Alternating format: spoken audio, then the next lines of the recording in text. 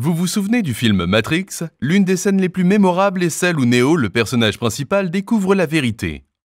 En choisissant la pilule rouge, il se rend compte que le monde qui l'entoure est une fantaisie, une construction visuelle complexe de son esprit. Et c'est là que sa vie change pour toujours.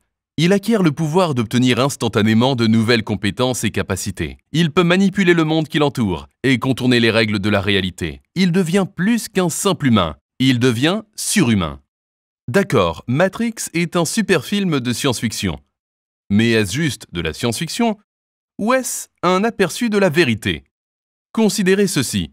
Et si tout comme Neo, certaines personnes étaient capables de manipuler la réalité et d'accomplir l'impossible? Et si certaines d'entre elles se trouvaient parmi nous? Pensez aux génies scientifiques qui ont changé le cours de l'histoire de l'humanité, comme Thomas Edison, Albert Einstein ou les frères Wright.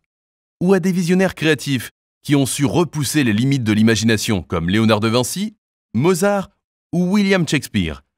Ou même des athlètes qui défient les limites physiques, comme Mohamed Ali, Michael Jordan ou Lance Armstrong. Mais ce ne sont pas seulement des inventeurs, des intellectuels ou des athlètes. Parfois, on trouve aussi des personnes ordinaires qui peuvent en quelque sorte accomplir l'extraordinaire. Helen Hatzel, une femme originaire du Texas, a remporté miraculeusement tous les concours et les tirages au sort auxquels elle a participé. Pendant plus de 50 ans, elle a gagné des voitures, des voyages en Europe et même une maison d'une valeur de 2 millions de dollars. Les chances d'y arriver sont d'une sur plusieurs milliards. Comment a-t-elle pu contrer les lois de la probabilité?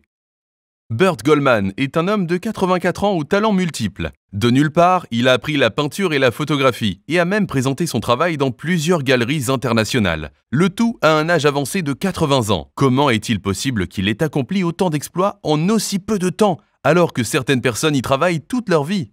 Il y a quelques années, Frank, un homme de 61 ans, a été diagnostiqué avec un type mortel de cancer de la gorge. Les médecins lui avaient prescrit une radiothérapie, mais avec des chances de survie de 5%.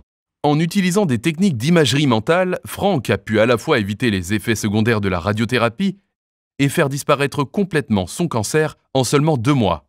Comment se fait-il que Frank et d'innombrables autres personnes diagnostiquées avec des maladies mortelles soient parfois capables de passer outre les statistiques et de guérir complètement? Christy Marie Sheldon était une femme ordinaire, jusqu'au jour où elle s'est réveillée avec la capacité inhabituelle de lire les champs énergétiques des gens et de leur dire ce qui les limite dans leur vie.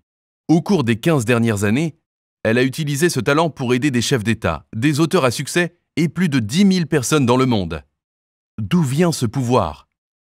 Ces gens spéciaux, ces néos de la vie réelle, on les appelle les architectes de la réalité.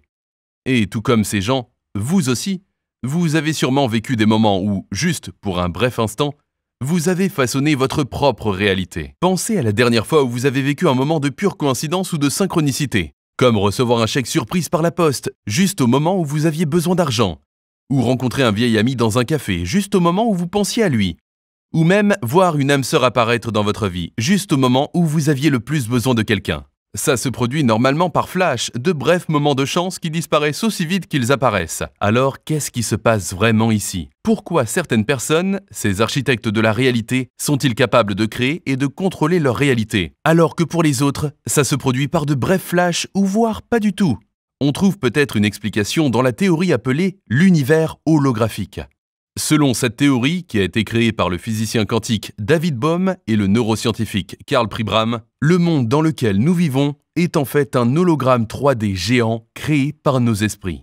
En dehors de nos esprits, le monde n'est rien de plus que des énergies et des vibrations pures. La réalité telle qu'on la connaît n'est rien d'autre qu'une construction de notre esprit. En d'autres termes, nous créons la réalité dans laquelle nous vivons. Comme le disaient les anciens Indiens, le monde n'est rien de plus que Maya, une illusion. Mais la théorie va encore plus loin. Bohm et Pribram suggèrent également que si le monde est vraiment une illusion, ça explique parfaitement l'existence d'innombrables phénomènes que la science moderne ne peut toujours pas expliquer pleinement. Des phénomènes qui déforment et manipulent l'hologramme de la réalité, comme la PES et les capacités psychiques, les expériences hors du corps et de mort imminente, la psychokinésie, l'effet placebo ou la guérison corps et esprit. Pensez-y un instant. Et si votre monde, vos pensées, votre vie étaient simplement des fonctions de votre propre hologramme personnel? Et si, comme un architecte de la réalité, vous pouviez remodeler cet hologramme? Quels exploits impossibles réaliseriez-vous? Quel genre de personnes rencontreriez-vous? Dans quel pays voyageriez-vous? Avec qui vous réveilleriez-vous le matin? comment changeriez-vous votre vie? Comment changeriez-vous le monde?